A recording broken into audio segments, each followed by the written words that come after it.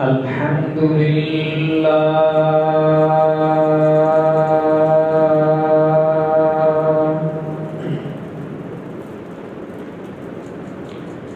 الحمد لله نحمده ونستعينه ونستغفره ونؤمن به ونتوكل عليه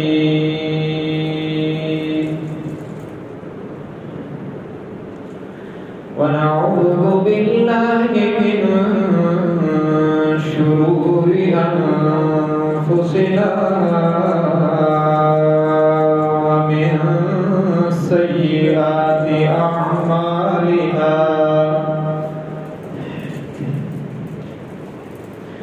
من يهده الله فلا مضل له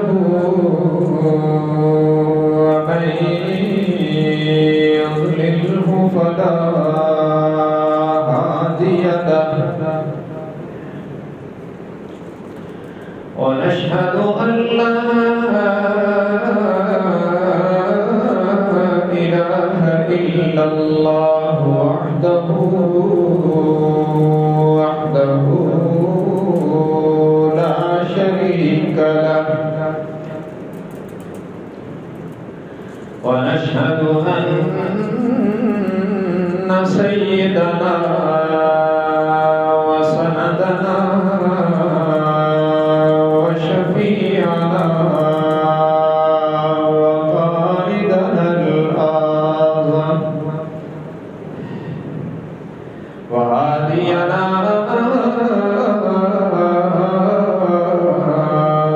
مرشدنا ومأوانا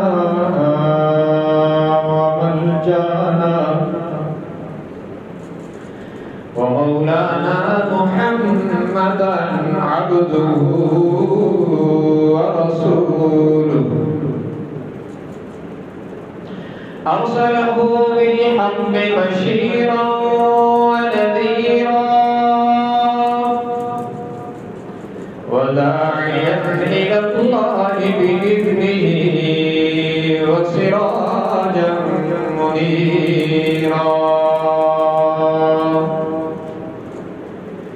وصلى الله تعالى عليه وعلى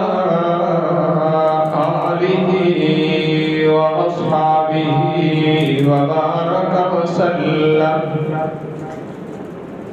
وبارك وسلم تسليما كثيرا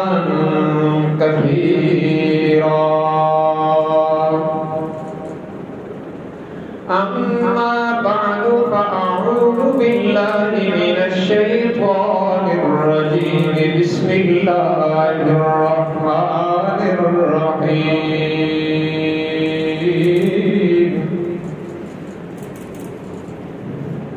الله ولي الذين آمنوا يخرجهم من الظلمات إلى النور والذين كفروا أولياؤهم الطاغوت يخرجونهم من النور إلى الظلمات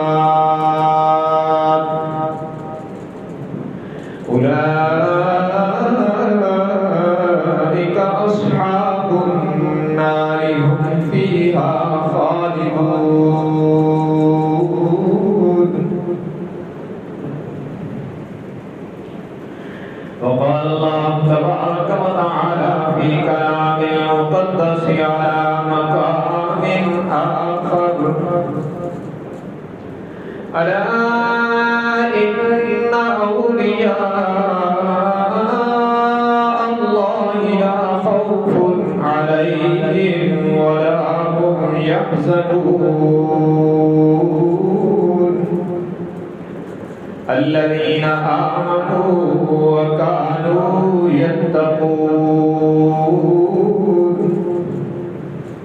لهم البشرى في الحياة الدنيا وفي الآخرة لا تبديل لكلمات الله ذلك هو الفوز العظيم.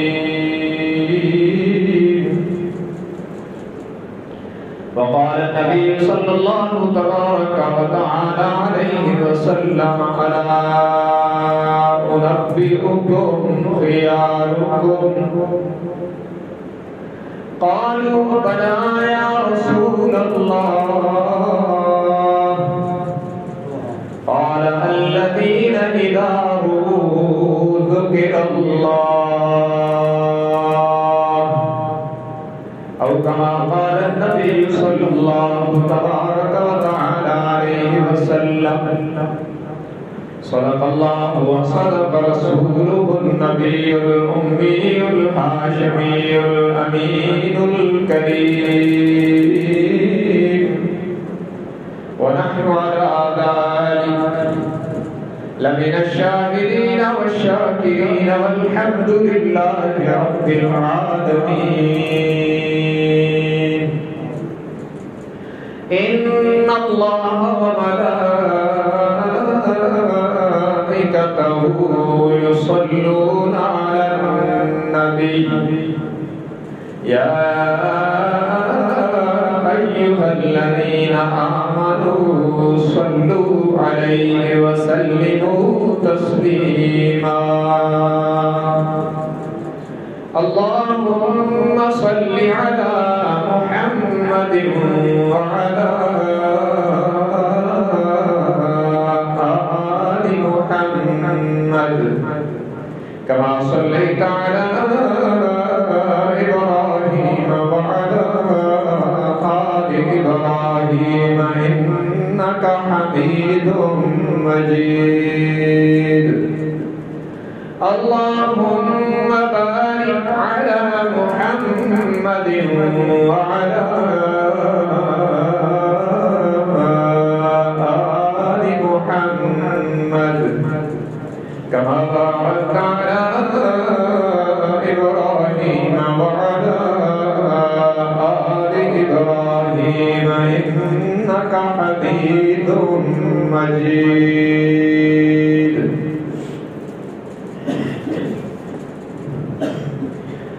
حاضرین گرامی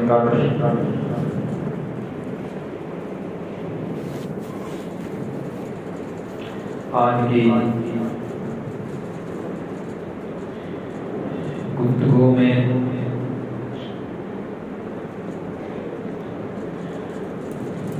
آپ حضرات کے سامنے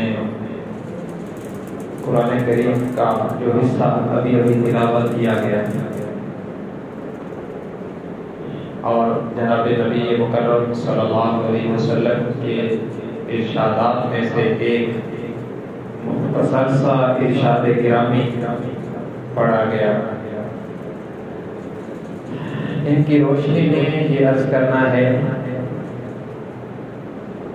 کہ ولی اللہ کس کو کہتے ہیں؟ اولیاء کرام کون لوگ ہیں؟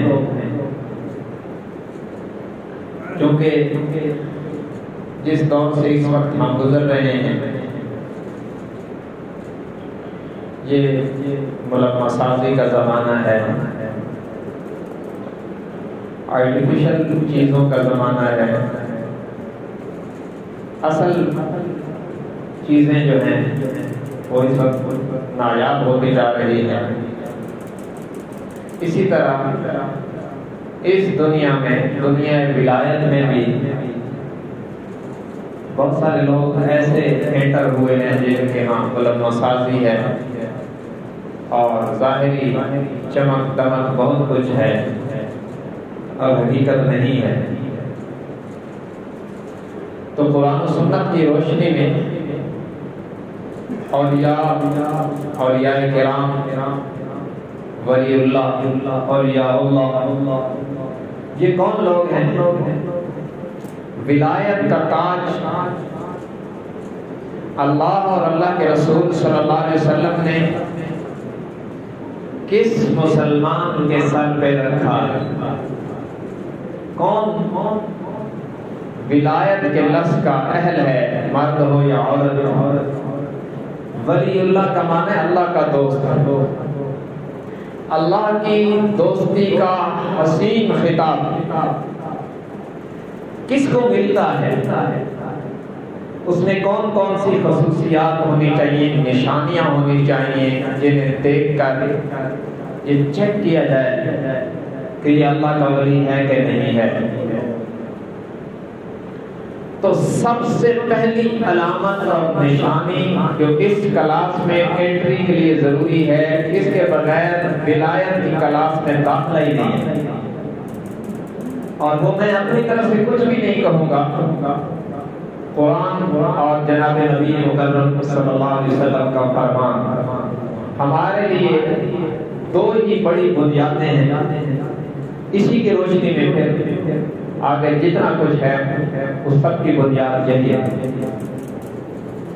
تو ولایت کی کلاس میں انٹری کے لیے سب سے پہلی شرط ہے ایمان۔ کوئی کافر ولی نہیں بن سکتا، چاہے وہ مشاہدے کی دنیا میں کتنی بڑی کرامات دکھائے، وہ شیطانی استدراج ہو سکتا ہے، نظر کا دھوکہ ہو سکتا ہے، نہ کرامت ہو سکتی ہے نہ ولایت ہو سکتی ہے۔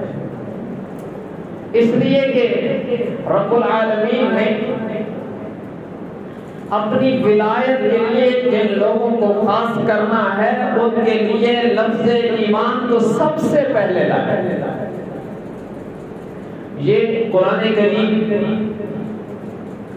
اور یہ تیسرا پارہ ہے، آیت الکرسی تیسرے پارے کے دوسرے رکوع کی دوسری آیت ہے،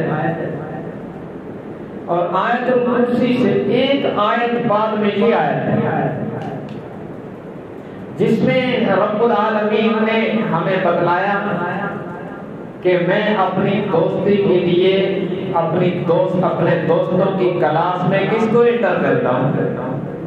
تو پہلا لفظ فرمایا اللہ ولی الذین آمنوا یخرجهم من الظلمات الی النور۔ فرمایا اللہ ایمان والوں کا دوست ہے، اللہ اہل ایمان کو اپنا دوست بناتا ہے، اور پھر جب اللہ انہیں اپنی دوستی کی کلاس میں انٹر کر لیتا ہے تو پھر انعام یہ کرتا ہے یخرجکم من الظلمات الی النور، پھر انہیں فسق و فجور کے اندھیروں سے نکال کر نیکی، تقوی، طہارت اور تلاوت کے نور میں جگہ دے دیتا ہے۔ یہ پہلا سٹیپ، ان کو داخلہ ملتا ہے جن کے ہاں ایمان ہے۔ جس کے ہاں ایمان نہیں اس کا اللہ دوست نہیں ہو سکتا، اس کا کون ہوگا؟ اللہ نے اس کا بھی جواب دیا، والذین کفروا اولیاؤہم الطاغوت یخرجونہم من النور الی الظلمات۔ فرمایا کافروں کا دوست رحمان تو نہیں ہو سکتا، شیطان ہوتا ہے، اور وہ کرتا کیا ہے؟ یخرجونہم من النور الی الظلمات۔ جو اللہ نے فطرتاً ہر انسان میں اسلام اور ایمان کا نور رکھا ہے، شیطان اس کے دل سے اس کو بھی نکال کر کفر سے اس کا دل سے آ کر دیتا ہے، اور پھر انجام کیا ہوتا ہے؟ اولئک اصحاب النار هم فیہا خالدون۔ پھر اس کے نتیجے میں اپنی جہنم ہمیشہ کی نار اس کا مقدر بن جاتی ہے۔ یہ کافر کا انجام ہے۔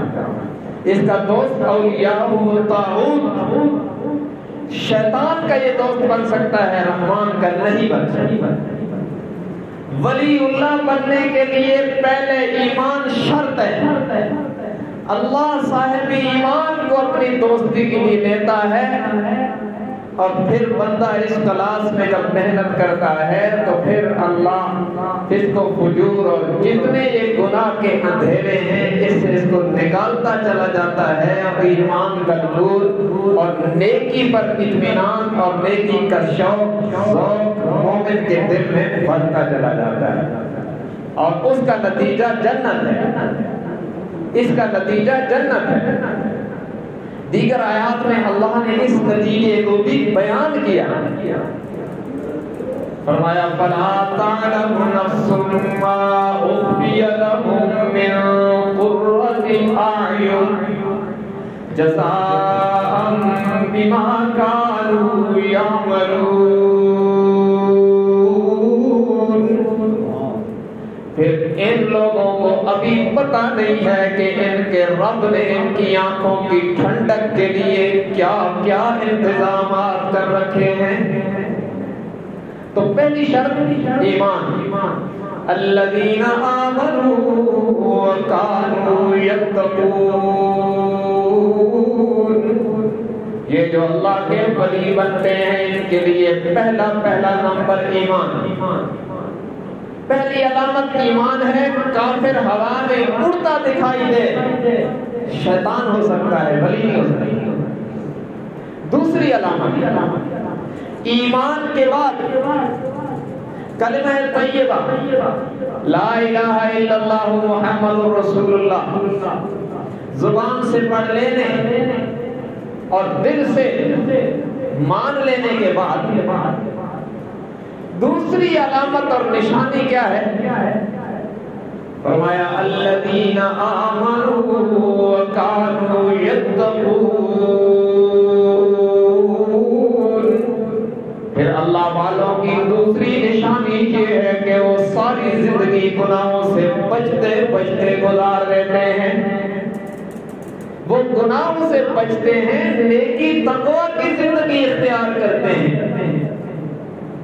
یوں نہیں ہوتے کہ حضرت صاحب یہاں ہوتے ہیں، ان کی نمازیں مدینہ میں ہوتی ہیں، کہتے ہیں پہنچی سرکار ہے بادشاہ، آپ لوگ نماز پڑھنے کے لیے مسجد میں جاتے ہو، یہ یہی بیٹھے بیٹھے مدینہ منورہ نماز پڑھاتے ہیں۔ ان سے کوئی پوچھے بھائی کھانا کھانے وہاں کیوں نہیں جاتے؟ کھانا تو حضرت یہی تناول فرماتے ہیں، صرف نماز کے لیے وہاں چلے جاتے ہیں۔ یہ بس ایک دھوکہ ہے جو سیدھے سادے مریدین کو لوٹنے کے لیے ہتھیار کے طور پر استعمال کیا جاتا ہے، ورنہ بے نمازی ہو اللہ کا ولی بن جائے ناممکن۔ اللہ کے نبی نے فرمایا جو شخص جان بوجھ کر نماز چھوڑ دیتا ہے اللہ کا ذمہ اس سے بری ہے۔ سب کا ہو سکتا ہے، اللہ کا اس کے ذمہ کوئی نہیں ہے جس نے اللہ کے فرض کی پرواہ نہیں۔ تو متقی کے لیے شرط کیا ہے کہ اس کی زندگی میں تقویٰ ہو، وہ گناہوں سے بچتا ہو۔ یہ نہیں کہ جہان کے سارے گناہ بھی اس کے ساتھ ہو اور پہنچی ہوئی سرکار بھی ہوئی، تو ایسا نہیں ہے۔ قرآن اس کی نفی کرتا ہے، چاہے وہ ہر روز بیسیوں کرامتیں دکھاتا رہے، وہ استدراج شیطانی ہو سکتا ہے لیکن مدد رحمانی کا شاکار نہیں بن سکتا۔ ہمارے سیدھے سادے لوگوں کے چکروں میں آ جاتے ہیں اور مریدی اور پیری کے جھانسے میں آ کر ایسے لوگوں کو نذرانے دیتے رہتے ہیں، ولی سمجھتے رہتے ہیں، لیکن حقیقت میں ان لوگوں کا ولایت سے کوئی تعلق نہیں۔ یہ بس ایک دھوند ہے جو بچا رکھا ہے، حقیقت کے بالکل برعکس ہوتا ہے۔ تو دوسری علامت تقویٰ ہے، جو بڑا مشکل چیپٹر ہے، بڑا مشکل امتحان ہے ہر مومن کے لیے۔ تقوی کے ساتھ بندہ ولی بنتا ہے۔ تیسری نشانی جہاں میں بالکل مختصر یہ ساری نشانیاں بتلانا چاہتا ہوں تاکہ ہمیں معاشرے میں دیکھنا آسان ہو کہ ولی اللہ کون ہے۔ تیسری نشانی یہ ہے کہ اللہ کا ولی وہ ہوگا جس کو قرآن سے محبت ہو، قرآن کی تلاوت کرتا ہو، قرآن سے محبت رکھتا ہو، قرآن سننا اس کے شوق میں ہو، پڑھنا اس کے شوق میں ہو۔ یوں نہیں کہ وہ بس دوڑے اور مرثیے اور قوالیوں پر گزارا کرے اور بدی ہو جائے. اس لیے کہ اللہ نے اپنے اپنوں کی علامات جو قرآن میں بیان کی اس میں ایک یہ علامت فرمایا ان الذین یتلون کتاب اللہ واقاموا الصلاة وانفقوا مما رزقناهم سرا وعلانیة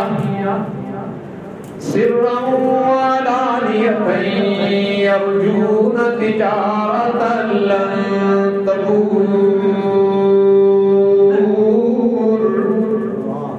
فرمایا یہ وہ لوگ ہیں جو اللہ کی کتاب کی تلاوت کرتے ہیں. ان کی پریکٹیکل زندگی یوں ہوتی ہے کہ وہ نماز بھی ادا کرتے ہیں, اللہ کے دیے ہوئے رزق سے صدقات بھی ادا کرتے ہیں. فرمایا یہ وہ لوگ ہیں جو ایسی تجارت کر رہے ہیں جس میں کبھی نقصان نہیں ہوگا. تو تیسری نشانی ان لوگوں کی کہ وہ تلاوت قرآن کا ذوق رکھتے ہیں, سماعت قرآن کا ذوق رکھتے ہیں. قرآن پڑھ کے بھی انہیں مزہ آتا ہے, قرآن سن کے بھی ان کا ایمان تازہ ہوتا ہے. یہ ولایت کی نشانی ہے. اور اگر قرآن سے کوئی لینا دینا نہ ہو, بس دوڑے مرثیے پر گزارا ہو, تو وہ کچھ اور ہو سکتا ہے, اللہ کا ولی نہیں ہوتا. تو تین علامات یہ ہو گئی, ایمان, تقوی, قرآن. تین نشانیاں. چوتھی نشانی یہ ہے کہ وہ ایسی لمبی لمبی امیدیں نہیں باندھتا جن میں شریعت بھی نظر انداز ہو جائے. لوگ کہتے ہیں نا یہ کام, یہ منصوبہ پائے تکمیل تک پہنچانا ہے, چاہے جو کچھ کرنا پڑے گا. وہ سب سے پہلے شریعت کو سوچتا ہے, وہ کہتا ہے یہ ہو سکتا ہے اس منصوبے تک میں نہ رہوں, اللہ کا کوئی حکم نہیں ٹوٹنا چاہیے. اور جو فاسق فاجر لوگ ہوتے ہیں وہ کہتے ہیں جو کچھ مرضی ہو, جہاں سے مرضی مال آئے, حلال ہو حرام ہو, بس ہمارا یہ منصوبہ اور ہماری یہ خواہش پوری ہونی چاہیے. اور یہ بڑی خطرناک بات ہے. قرآن کریم میں جن لوگوں کو آخرت میں افسوس کرنے والا بتلایا گیا, ان میں بتلایا گیا کہ وہ یہ کام کرتے ہیں. ذرهم يأكلوا ويتمتعوا ويلههم الأمل فسوف يعلمون. فرمایا میرے محبوب انہیں چھوڑ دیجئے, کھاتے رہیں پیتے رہیں, ان کو لمبی لمبی امیدوں نے غفلت میں ڈال رکھا ہے. آنکھیں کھلیں گی جب موت آئے گی. ابھی ان کو پتہ نہیں ہے, مست ہیں دنیا میں. اور اسی کی ذیل میں ایک اور بات کہنا چاہتا ہوں. ابن ابی دنیا نے لکھا ہے کہ انسان کی بدبختی کی 5 نشانیاں ہیں. یہ جب لمبی لمبی امیدیں باندھتے ہیں تو 5 طرح کے عذاب اس پر دنیا میں آتے ہیں, بدبخت ہوتا ہے. تو پہلی علامت یہ ہے قسوۃ القلب, اس کا دل سخت ہو جاتا ہے, کوئی چیز اس پر اثر نہیں کرتی. اور یہ بڑی خطرناک بات ہے. قرآن کریم میں رب العالمین نے انسانوں سے شکوہ کیا, کہہ رہے نادان, تمہارے دل میرے کلام کا اثر قبول نہیں کرتے, میرے خوف کا اثر قبول نہیں کرتے, جبکہ میرے خوف سے پتھر بھی پھٹ جاتے ہیں. ثم قست قلوبكم من بعد ذلك فهي كالحجارة أو أشد قسوة. رب العالمین نے بنو اسرائیل سے فرمایا اور پھر ان کی وساطت سے آمنہ کے لال کے قلب اطہر پہ نازل فرما کر پوری امت کو آئیڈیل بتا دیا. فرمایا تمہارے دل سخت ہو گئے پتھروں کی طرح, بلکہ اس سے بھی زیادہ سخت ہو گئے. وَإِنَّ مِنَ الْحِجَارَةِ لَمَا يَتَفَجَّرُ مِنْهُ الْأَنْهَارُ. بعض پتھروں میں سے وہ ہیں جن سے نہریں جاری ہو جاتی ہیں. وَإِنَّ مِنْهَا لَمَا يَشَّقَّقُ فَيَخْرُجُ مِنْهُ الْمَاءُ.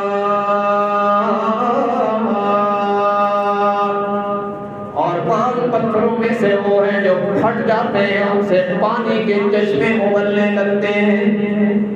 وَإِنَّ مِنْهَا لَمَا يَهْبِطُ مِنْ خَشْيَةِ اللَّهِ. اور بعض پتھر پہاڑ کی چوٹیوں سے چٹانوں کی صورت میں گر جاتے ہیں. فرمایا یہ سب کچھ میرے خوف سے ہوتا ہے.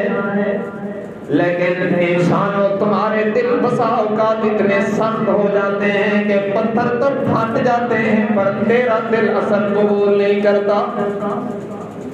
یہ قسوۃ القلب بڑی خطرناک ہے. جب اللہ ناراض ہوتا ہے تو وہ رزق بند نہیں کرتا, وہ دل بند کر دیتا ہے, وہ دل سخت کر دیتا ہے. اس کو کوئی اثر نہیں ہوتا ہے. اذان ہو رہی, نماز ہو رہی ہے, پڑھ لی نہ پڑھی, اس کو کوئی اثر نہیں ہے کہ میں نے اس زندگی کے لمحے لمحے کا حساب دینا ہے. تو یہ بڑی سخت بات ہے. بدبختی کی پہلی نشانی دل کی سختی ہے. اور دوسری فرمایا جمود العین, آنکھیں خشک ہو جاتی ہیں. اس کو کبھی اللہ کے سامنے رونے کی توفیق ہی نہیں ہوتی. یہ کہتا پتہ نہیں لوگ کیسے روتے ہیں, کوئی مر بھی جائے تو اس کی آنکھیں نہیں کھلتی. یہ ایسے بھی سخت دل لوگ ہو جاتے ہیں, کسی کا تباہی ہو جائے, بربادی ہو جائے, اس کے کانوں تک کوئی روح, اس کے کانوں پر جو بھی نہیں رہی. یہ جہود العین, آنکھوں کی خشکی اور آنکھوں کا بند اور جامد ہو جانا ہے. اور یہ اللہ کی طرف سے خاموش عذاب ہوتا ہے. بندہ سمجھتا ہے کہ مجھے بڑی ترقی ہو رہی ہے, لیکن اللہ کی خاموش لاٹھی اسے یوں مار رہی ہوتی ہے کہ اس کا دل سخت ہو جاتا ہے, آنکھیں ویران ہو جاتی ہیں. یہ جو آنکھوں کی آبادی ہے نا, یہ دل آباد کر دیتی ہے. دیکھیں ایک بات سنو, آنکھوں کو عربی میں عین کہتے ہیں, اور دو ہو جائیں تو انہیں عینین کہتے ہیں. قرآن کریم میں ہے أَلَمْ نَجْعَلْ لَهُ عَيْنَيْنِ وَلِسَانًا وَشَفَتَيْنِ. قرآن کریم نے اللہ نے اپنی نعمتیں یاد کرواتے ہوئے فرمایا میرے بندے دیکھنا تجھے زبان کس نے دی, ہونٹ کس نے دیے, اور آنکھیں کس نے عطا کی ہیں. یہ عینین.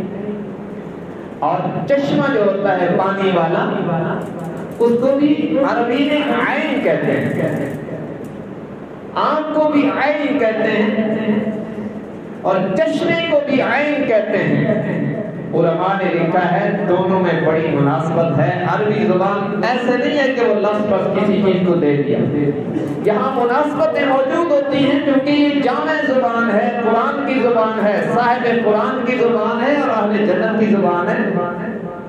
تو اس میں مناسبت کیا ہے؟ فرمایا چشمے سے بھی پانی آتا ہے, اور چشم سے, آنکھ سے بھی پانی آتا ہے, اور دونوں طرح کا پانی تاثیر رکھتا ہے.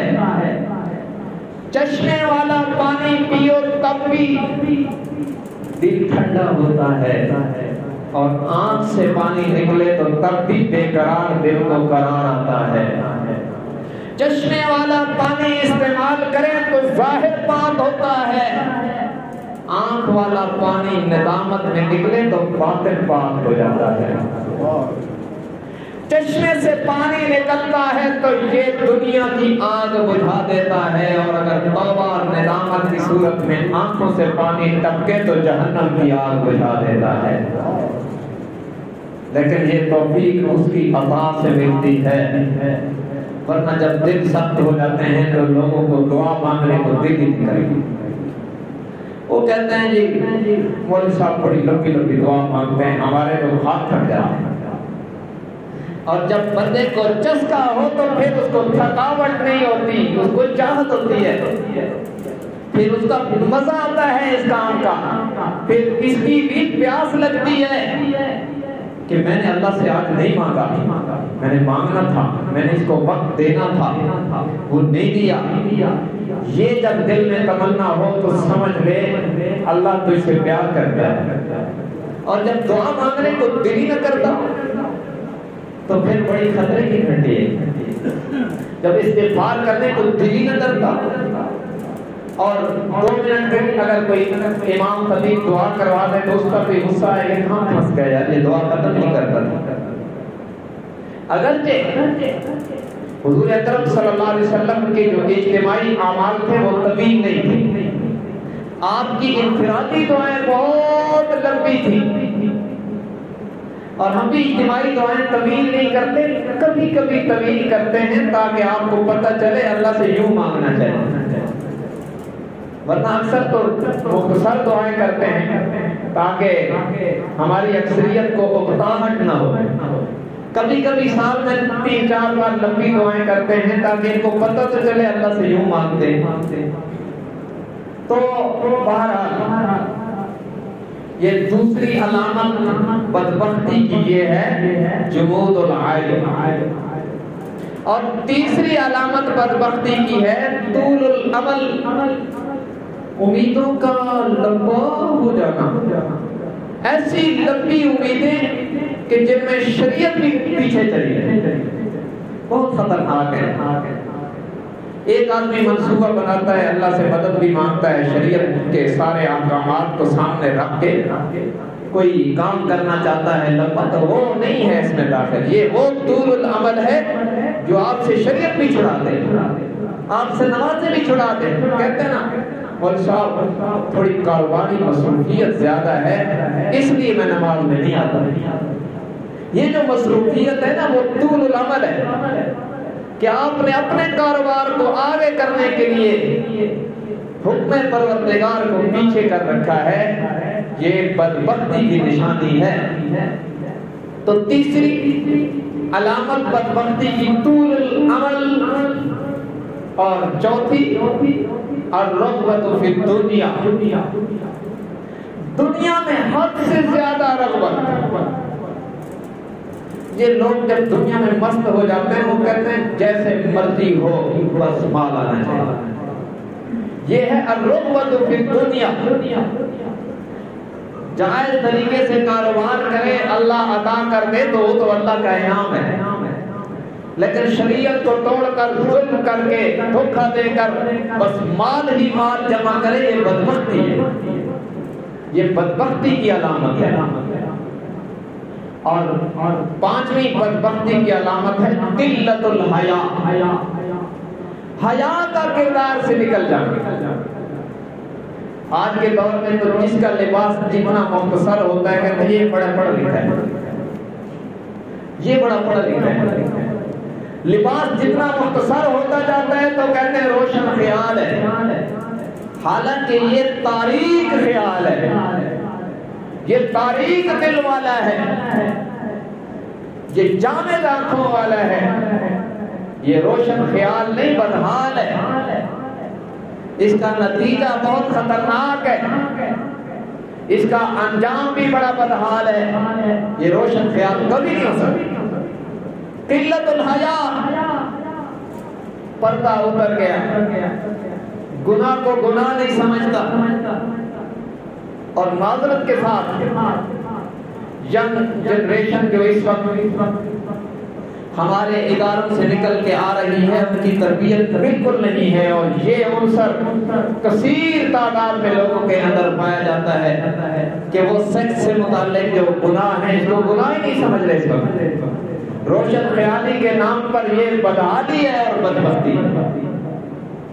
جن لوگوں کی تربیت نہیں ہوتی وہ صرف دنیا پڑھتے ہیں اور دین بالکل نہیں پڑھتے ہیں، ان کے دل سے گناہ کی مذرت نکل جاتی ہے کہ یہ غلط بات ہے، اور یہ بدبختی کی علامت ہے۔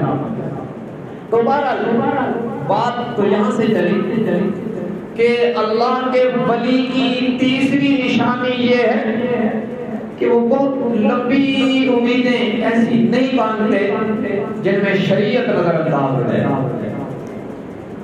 چوتھی اللہ کے ولی کی علامت یہ ہے کہ وہ دنیا کو ضرورت کی حد تک رکھتے ہیں، دل کے اندر اتنا داخل نہیں ہونے دیتے کہ وہ شریعت توڑوا دے۔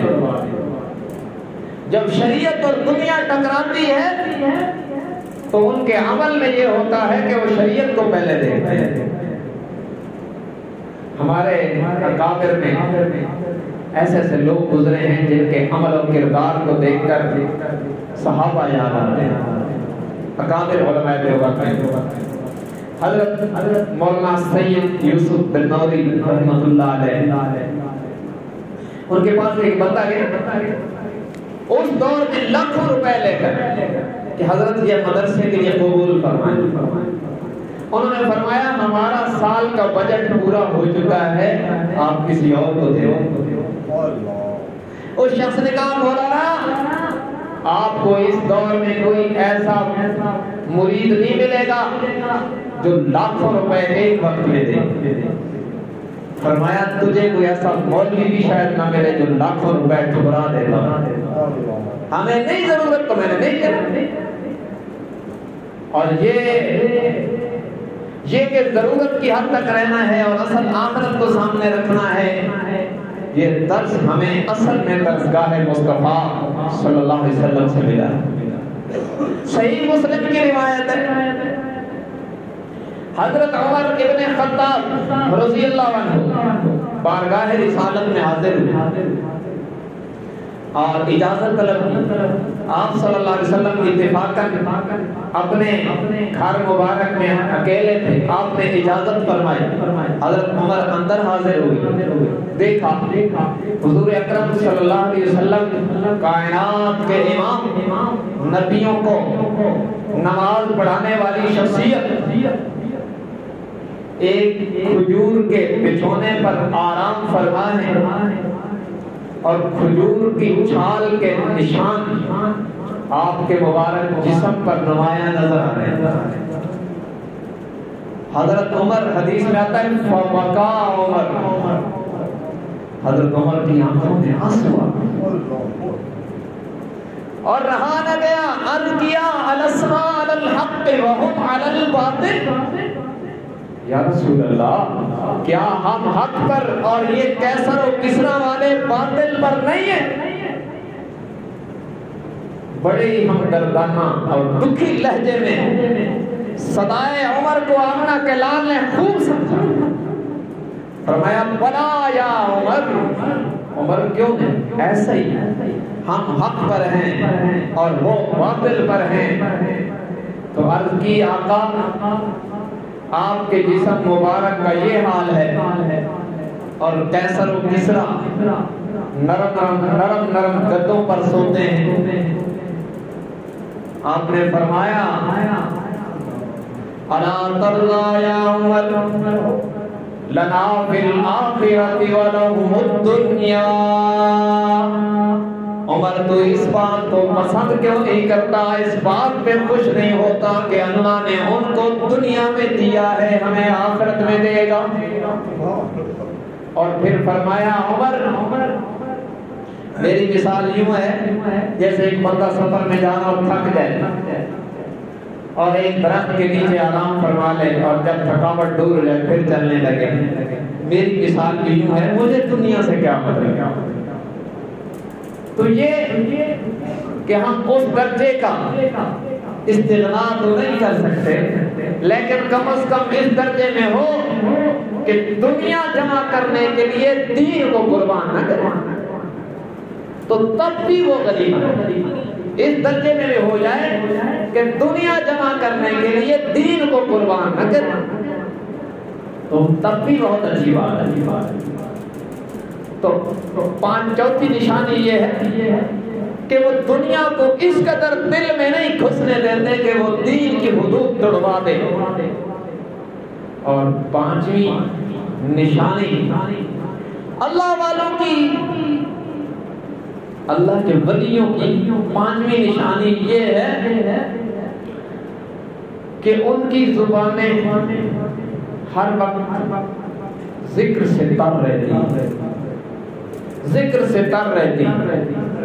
اب ہر بندے کے ذہن میں سوال آتا ہے کہ انہوں نے کھانا بھی ہے، پینا بھی ہے، کاروبار بھی کرنا ہے، دیگر کام بھی کرنے ہیں، تو یہ کیا مطلب کہ ان کی زبانیں ہر وقت اللہ کے ذکر سے تر رہتی؟ ایک تو میں اس پر قرآن کی آیت پڑھتا ہوں، پھر درسگاہ مصطفیٰ سے اس کا حل بھی بتاتا ہوں۔ ہر وقت اللہ کا ذکر کرتے ہیں، قرآن اس کی تائید کرتا ہے۔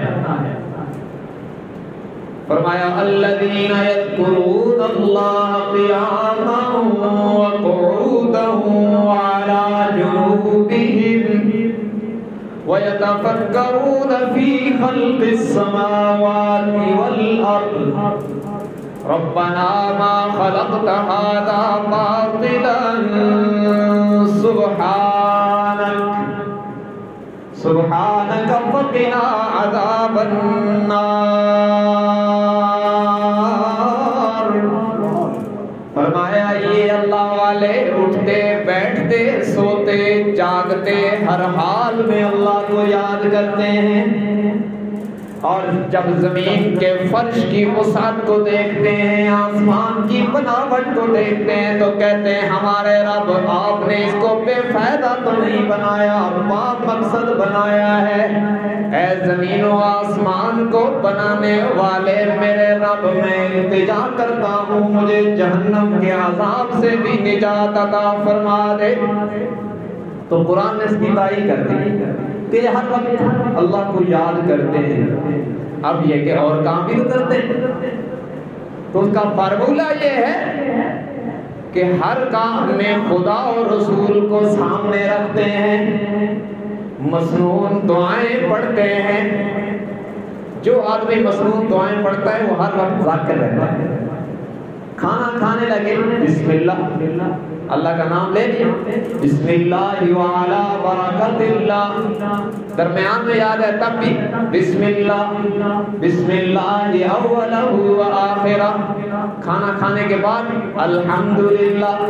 تو اللہ تو ہر جگہ آیا کہ نہیں؟ یہاں تک کہ بیت الخلاء میں جانے لگے اللہم انی اعوذ بک من الخبث والخبائث، اللہم، یہاں بھی اللہ، جب وہاں سے ضرورت پوری کر کے باہر آیا تب بھی کہا غفرانک الحمدللہ، یہاں بھی اللہ۔ یہ میں نے ایک مثال دی، ساری دعائیں آپ دیکھ لیں، مسنون دعائیں جو ہیں جو بندہ پڑھتا ہے وہ ہر وقت ذاکر ہی رہتا ہے، کبھی غافل نہیں ہوتا۔ اس لیے حضور علیہ السلام کے بارے میں حدیث میں آتا ہے یذکر اللہ علی کل حین، آپ ہر وقت اللہ کا ذکر کرتے رہتے تھے۔ تو وہ یہی ہے کہ دنیا کا کام بھی کرتے رہیں تب بھی اللہ رسول سامنے رہے، اللہ اور اللہ کے رسول کا حکم و طریقہ سامنے رہے، اس کے مطابق عمل ہوتا رہے، تو مومن کا ہر لمحہ عبادت بنتا جاتا ہے۔ تو یہ فرمایا پانچویں علامت یہ ہے کہ ان کی زبانیں ہر وقت ذکر سے تر رہتی۔ چھٹی علامت بھی سن لو تاکہ 6 نمبر پورے ہو جائیں۔ تبلیغی جماعت والوں نے اللہ نے جزا دے قوم کو 6 نمبروں کا عادی بنایا، تو ولایت کے 6 نمبر یاد رکھیں۔ چھٹی علامت اللہ کے نیک بندوں کی 5 میں نے عرض کر دی ہے، اب چھٹی اور آخری علامت یہ ہے کہ ان کی زندگی میں قناعت ہوتی ہے، اور اللہ کے نبی نے فرمایا قد افلح من اسلم ورزق کفافا وکناہ اللہ بما آتاہ، وہ شخص کامیاب ہو گیا جو اسلام لایا اور اللہ کے دیے ہوئے رزق پر اس نے قناعت اختیار کی۔ اللہ نے جتنا دیا اس کو اللہ کا انعام سمجھ کر کافی سمجھا اور اسی پر اللہ کا شکر ادا کیا۔ یہ بھی بڑی نعمت ہے۔ شکوہ جب زبان پہ آتا ہے تو وہ محروم کروا دیتا ہے، اور شکر جب دل و زبان پہ آتا ہے تو نعمت بڑھا دیتا ہے۔ تو چھٹی نشانی یہ ہے کہ وہ قناعت پسند ہوتے ہیں، شکر گزار ہوتے ہیں، شکوے نہیں کرتے، شکر کرتے ہیں، رضا بالقضاء کی عملی تصویر ہوتے ہیں۔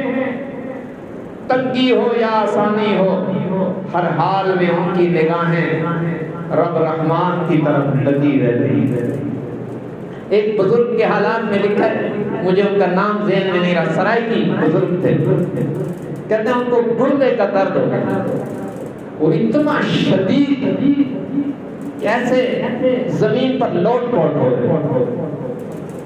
تو کسی نے کہا، مرید نے، حضرت کیا حال ہے، آپ کو تو بڑی شدید تکلیف ہے۔ تو انہوں نے اسی سرائکی میں کہا، اپنے وجد میں انہوں نے کہا لطف سجن، سجن سے مراد اللہ ہے، لطف سے مراد مہربانی ہے۔ کہا لطف سجن دم بدم، کہ اللہ کی مہربانی تو ہر وقت ہے، قہر سجن گاہ گاہ، کہ اللہ کی طرف سے آسانی تو ہر وقت ہے، تکلیف کبھی کبھی ہے۔ لطف سجن دم بدم، قہر سجن گاہ گاہ، ای بھی سجن واہ واہ، او بھی سجن واہ واہ۔ انہوں نے کہا آسانیاں ہر وقت ہیں، تکلیف کبھی کبھی ہے، وہ آسانیاں بھیجے تو تب بھی میں راضی ہوں، وہ تکلیف بھیجے تو تب بھی میں راضی ہوں، کیونکہ بھیجی ہوئی اسی کی ہے۔ نہ ہجر ہے اچھا، نہ وصال اچھا ہے، جس حال میں رب رکھے وہی حال اچھا ہے۔ یہ اللہ کے نیک بندوں کی چھٹی نشانی ہے کہ وہ رب کی عطا پر راضی رہتے ہیں۔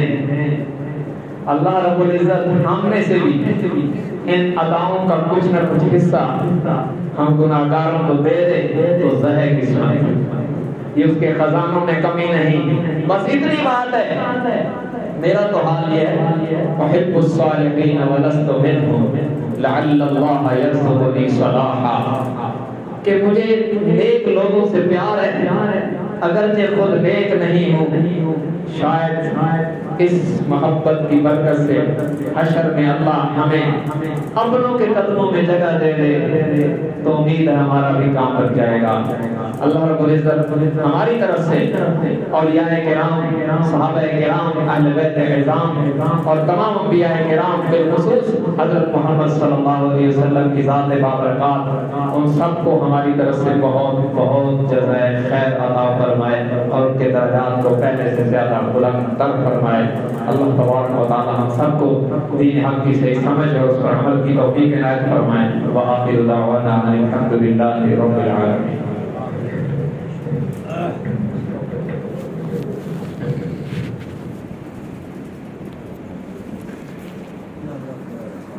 Recorder. Pause recording. Pause recording.